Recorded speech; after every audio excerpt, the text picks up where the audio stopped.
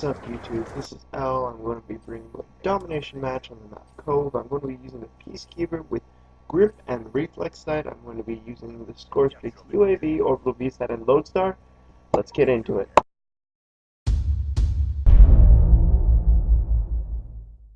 Alright, so to start off, actually, I want to say that the Peacekeeper is actually really good for the new maps because it's relatively good for medium range, and like all these maps are really good for medium range combat. I just paused it right there just to point out how I went into that gunfight. I went around this corner with my sight up.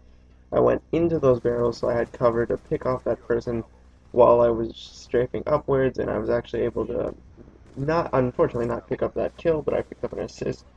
And right here, I'm actually going to use these rocks as cover. So just overall, I'm going to be using a lot of cover because I find that this map Cove is very good for, just strafing behind cover and picking people off and also flanking people from behind cover and things like that. And I just feel like I feel like they did an okay job with these maps. I mean, Cove is an okay. I don't feel like it's as good as a map as it could have been because it's kind of like, I don't know, it's just a weird map layout. Like there's no set routes that people run. It's very open and very I don't know chaotic. It's very chaotic because of how the map runs. And it's just I don't know. I feel like it's not all that great of map, but it's fun to play. I'll definitely say. I want to pause it here just to highlight my map and look at this guy. I put an arrow. This guy is facing this way, so I have no ammo, and I pretty much just have my combat knife. So what I'm going to try to do is I'm going to try to flank this guy, and I actually do, and get him! Okay, so I was lucky enough to pick up that guy, actually, and luckily I'm actually able to pick up more than a few guys, and I'm able to get enough ammo to, go around and be able to pick up some kills. But right there, this is pretty much why I run Scavenger. It's just so I could do that. So like, if I'm playing super defensively or I'm playing on a map like this where range is not an issue, but it's kind of an asset. But you can't like go replenish ammo, and especially like with the gun with like the Peacekeeper that just runs through ammo so quickly because and it takes like so many bullets to hit people or to kill people, and it's just overall it goes through ammo really quickly. So using Scavenger is like a must for me. And just overall, actually, I try to use Scavenger on most of my classes because I like replenishing my tacticals and my lethals. It's just very helpful for the playstyle. I like playing like the aggressive strategic where it's very you lead with a stun or you lead with a lethal, and it's just overall very helpful in clearing your path so that when you rush out into the open or you rush around a corner, it's not like you're going around completely blind. You'll kind of have an idea of what's around that corner. And right there, I got really lucky that I didn't kill myself with this lodestar, and I'm actually surprised that these guys didn't actually find me, which is pretty surprising if you like notice. Like they're spawning right on top of me, and they don't even see me. But just going back to my original tangent, if you lead with a lethal or a tactical grenade, it'll really help your gameplay because it'll help you so that like just now where I led with a flash grenade. The first thing I was trying to do is I was trying to flash somebody so that they wouldn't know where I was coming, and I would be able to sneak up on them, get the jump on them, get the advantage, get the kill, get the ammo, and then be able to use my gun again. And it's just very helpful if you lead with a lethal or tactical because you're able to, just get an idea of what's around that corner, and you'll be able to, um, just use that to your advantage. So you'll be able to go around that corner with like just the knowledge of what's around that corner and be able to set up accordingly. So that's very helpful. And right here, I'm actually not. I'm gonna try to. I'm thinking about picking up this XBR, but overall, I don't really want to because I feel like the XBR is not that great of a gun overall. I know there's probably somebody out here there who's like, yeah, the XBR is like the best sniper rifle out there. Well, this game is so balanced that there's no super overpowered weapon or there's no super weapon that's like beats all of them. they're all pretty much equal, and you can pretty much just use them all according to your preference. So that's just my 2 cents on preference on this. So actually, I actually called in this orbital VSAT, and I probably shouldn't have, but I was really just trying to get to my load star, and I actually didn't realize there were 30 seconds left. I probably should have been paying more attention to the time, but it did.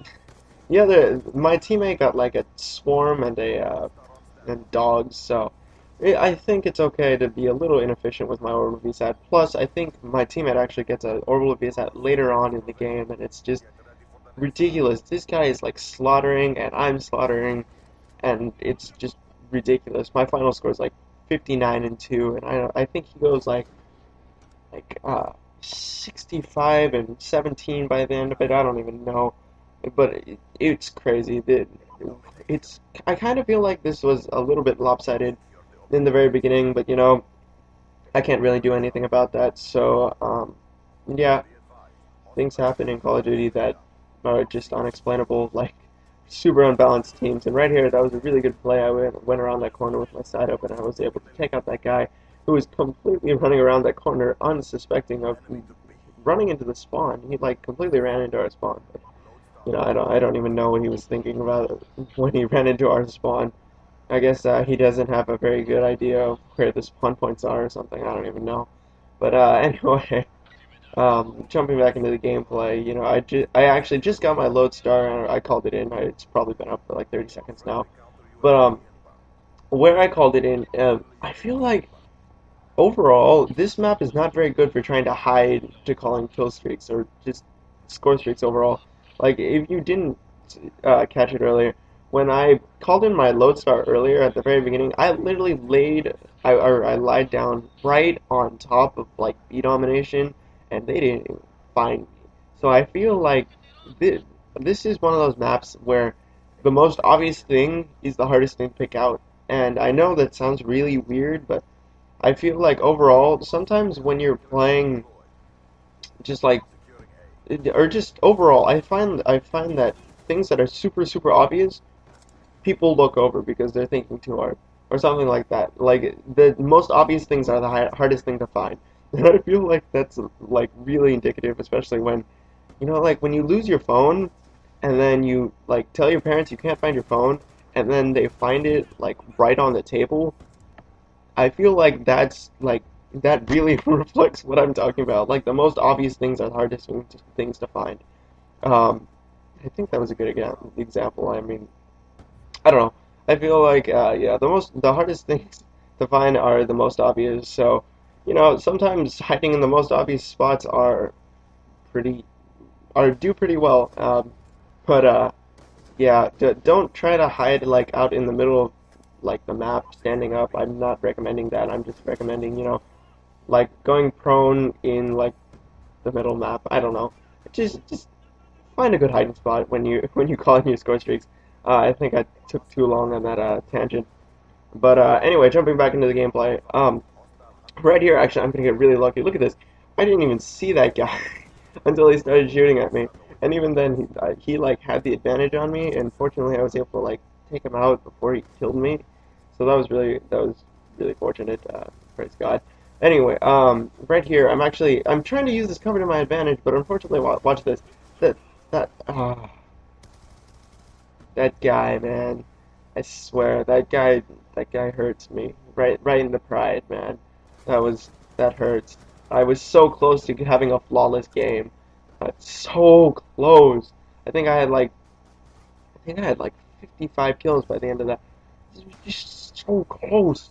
Yeah, that was frustrating for me. But anyway, I get to pick up some more kills here, and right here, I don't even know what I was doing.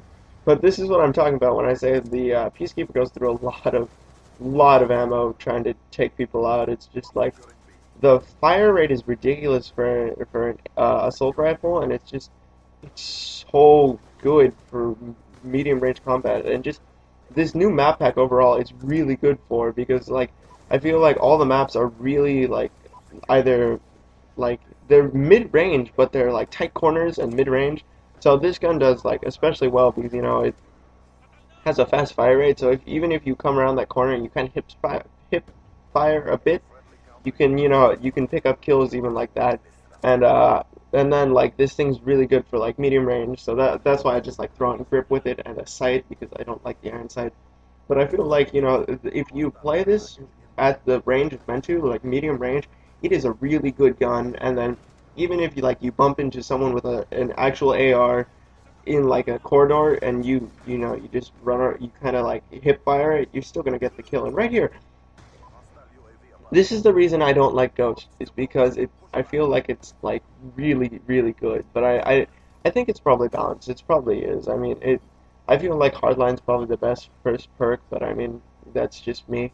But yeah, I don't know. That was a really unfortunate death. I don't think I really could have prevented that. That guy had really good vision, or he just got really lucky, and I didn't check my back. So, yeah, this gameplay is wrapping up, guys. I hope you guys enjoyed it. Final score 59-2. Please comment, like, subscribe, share. Peace out. Have a nice day. God bless.